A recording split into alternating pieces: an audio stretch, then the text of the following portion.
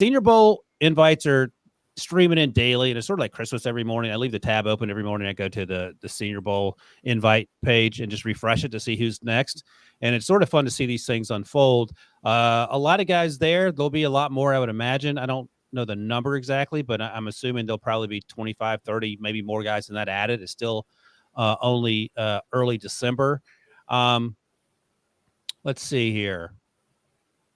I'm looking to see what Debo wants out of this list here. So, are there any guys? Let's start with this. Who are you most excited to see that's currently on the list? Traps, who you got? I got Boye Mafe, edge rusher from Minnesota. Yeah, he flashed in that shortened season last year in the Big Ten for the Gophers. He's created a pressure like 17% of the time this year, which is one of the higher rates in all of college football. I did a grade on him like in October. I want to get back to that and finalize it. I didn't see a lot of pass rushing moves, but in terms of his length, his first step quickness, his speed to power around the edge, I want to see him in those one-on-one situations against like the best offensive tackles or senior offensive tackles in college football, because I think he could be someone that with a strong week, if he shows, a spin move or some pass rushing moves, we could be talking about him maybe as a late first round pick, because I think he's going to check the boxes athletically and just with his size and his length. And he's gotten better if you look at his tackles for loss and his sack figures in each of his 4 seasons at Minnesota. So there's a ton of names on here now. A lot of these guys are going to ultimately opt out just because they want to get ready for the pre-draft process and not risk injury. But Boye Mafe, I think, will ultimately be down there in Mobile. And he's that guy that we always see. There's 1 or 2 edge rushers that always skyrocket after that week of the Senior Bowl. I think that could be him this year. Josh, who you got? Well, I like the Mafe pick first of all, because I did, I think I had a day 2 grade on him after watching him last year. He's a really, really intriguing player in terms of his traits. I went with Jalen Tolbert, the wide receiver from South Alabama, 6'3", 195, a little bit slight of frame. He is supposedly going to run in the 4.5s. I'd like to see that translate more on film. But a guy that can win downfield. I mean, he's had 1 game against Power 5 opponents this year. That was against Tennessee. He had 7 receptions for 143 yards and a touchdown. So he has proven that he can do that against some Power 5 competition, but I want to see that more consistently. I want to see him going against a Caleb Evans from Missouri and Roger McCreary from Auburn, some of these other cornerbacks that are going to be in attendance. I want to see how he fares against those guys, because this is a prospect that a lot of people feel like is worthy of day 2 consideration. And I want to be able to see that in Mobile in January. But this environment as a whole is more conducive to certain individual matchups. Like you typically wouldn't want or expect an offensive tackle to succeed because, a lot of those guys are put in one-on-one situations, and typically you have inside help when you're actually playing a game. So it's a bit of a favorable environment for defensive linemen. So again, I think Boye Mafe was a good pick, but I'm excited about Jalen Tolbert. I think that's a really intriguing prospect. And Tolbert probably would have been like what, Josh? You think like a 3rd or a 4th round pick if he came out last year? Because there was a lot of hype for him, and there were some people that I talked to that were surprised that he actually went back for his like super senior season there at South Alabama. Yeah, he was incredibly productive last year. He's, even in the shortened season, he's been very productive this year. So you're talking about a guy that's got a couple of years of really good tape coming into the 2022 NFL draft. So, he probably would have, been in consideration for that early day 3 type position. But this is a guy that's got a chance to elevate his stock even more down in Mobile. Yeah, talking about those one-on-ones at the Senior Bowl, that's a great point, Josh. Montez Sweat made himself a ton of money at the Senior Bowl, just destroying people. And he's been good as an NFL player. He probably would have gotten drafted higher. I think he had like a heart condition that sort of popped up the day of. It hasn't affected his play as far as I know. So he was the second first-round pick for Washington in that memorable draft where they took Dwayne Haskins 15th overall. But anyway, again, that's why it's a crapshoot. The guy that I'm actually looking forward to seeing, a couple guys. Bernard Raymond, we've talked about on the podcast. He's from Austria, tight end, came to football late in life, and he's insanely athletic. I think he made Bruce Feldman's freak list, and he's a lot of fun to watch at left tackle. The right tackle, I think his name's Goddeke, Luke Goddeke, I think his name is. He's also at the Senior Bowl for Central Michigan, so they're going to have 2 of their tackles there. And then a guy that's very quickly becoming one of my favorite guys. We talked about him last week, Josh. Logan Hall, the interior defensive player. He can actually line up anywhere. He plays a lot inside from Houston. Peyton Turner went in the first round last year. A lot of folks are sort of surprised by that. I think I had him as a day 2 guy, and he went in round 1. Logan Hall has a chance to go in round 1, and I'll compare him to a guy I'll talk about in a second when we sort of do the other end of this question. But I'm really excited to see him up close and personal. All right, Traps, a guy that perhaps is going to declare, and you want him to end up at the Senior Bowl, because I think that's the rule. Once you declare, you can go to the Senior Bowl as a junior, right? Because that's how they get all those quarterbacks there. I think that's right.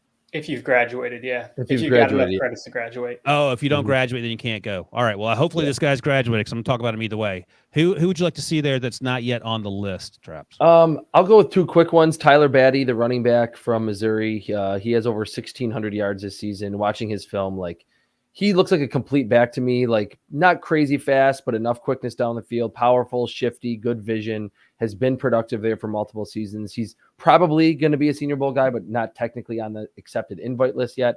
And then Emeka Emezi from North Carolina State, Brinson's guy. I remember watching him making plays when they had Jacoby Myers and Kelvin Harmon and Ryan Finley, in 2017 and 2018. He's been right between 500 and 800 yards every season. He's a bigger body, so he is going to stand out with a lot of these smaller, shiftier wide receivers. He's made some plays this season deep down the field. That's where he wins in those contested catch situations.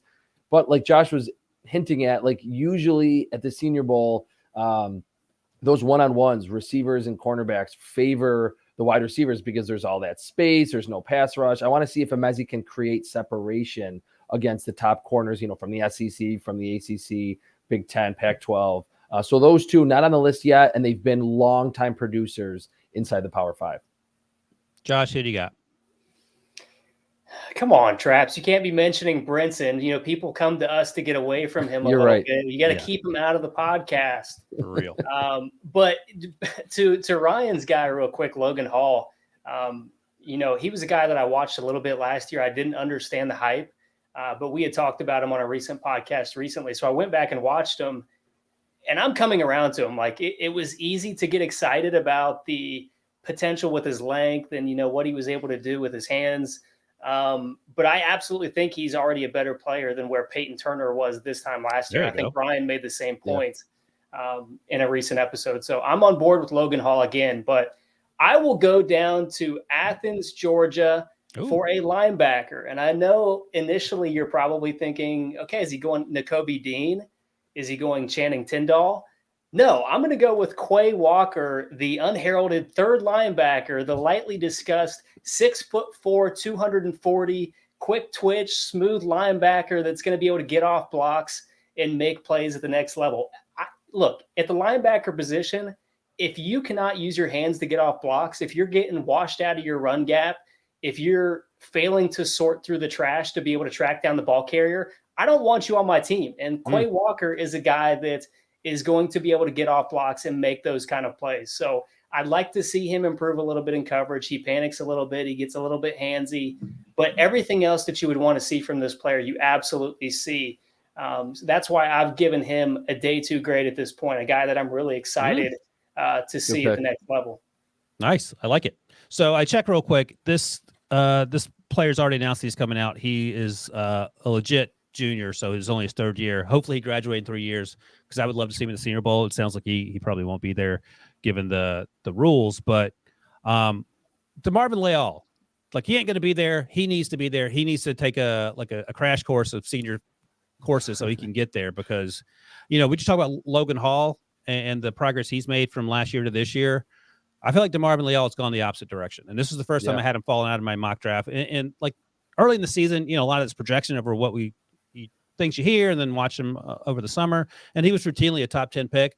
Last week, I think he was 25 to 30. And this week I said, I just can't do it. The more I watch, the more frustrated I get. Michael Clements, who's a Texas A&M, who's going to be the Senior Bowl, I thought had a better season than him. And I would draft Michael Clements strictly on productivity based on what we saw in 2021 over Leal. I mean, things can change. I get all that. But Logan Hall, play after play, I'm like, oh, okay, he could do that. He could do this. He's not getting blocked. He doesn't struggle to get off blocks against tight ends. And Leal, and I'm watching him waiting. Part of the issue is that there's all the Twitter hype, and we're all sort of subjected to it, and it's just a matter of sifting through it. If I didn't know who DeMarvin Leal was, I'd be like, oh, okay, he's a guy on this team. But I don't get he hasn't lived up to what the expectations were, and I'm sure he would probably admit as much. He played better last season, so we know he can do it. I don't know if he's injured. Sometimes those are the situations that we just don't know about it. But he won't be at the Senior Bowl probably unless he graduated 3 years. But I wish he were going to be there to get an up close and personal look at DeMarvin Leal. You guys have any thoughts on old DeMarvin? Yeah, one quick thing. I think it's important to kind of get this out at the outset of the whole pre-draft process. Someone like DeMarvin Leal gets the label of being really versatile. He has played multiple positions. But whenever I'm watching these guys, whether it be a safety that can play slot corner or someone like DeMarvin Leal that plays on the edge or inside, to be versatile and have that be a checked box on your draft profile, you have to be productive for multiple positions, not just literally play there. And to your point, Ryan, I think in 2020, he played on the edge. He was winning around the corner with power, then kick inside, would win with his hands, first step quickness.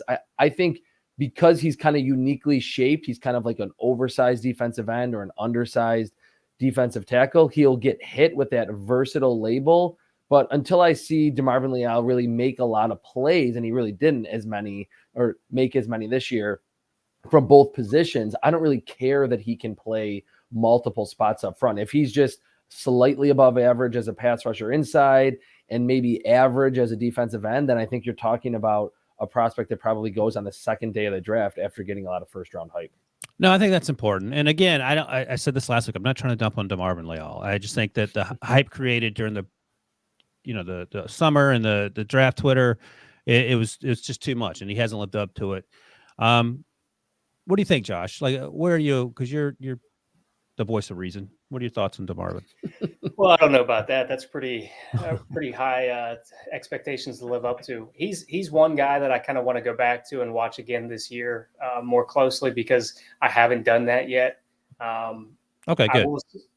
I will say the one thing to consider, when talking about his versatility, when you're lining him up on the edge, you're probably not asking him to, win and be that bendy guy around the edge. You're probably asking him to string out those outside zone teams and maybe make a play in the run game. So no, I don't think he's like this, twitchy edge rusher that's going to have a lot of production there. That was kind of one takeaway that I had from him last year. So I understand the point there.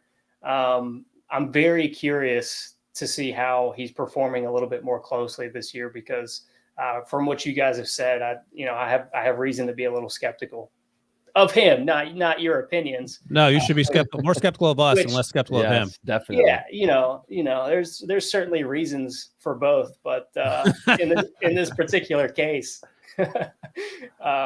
I'm skeptical about where I have him on my board just based on what you guys have said.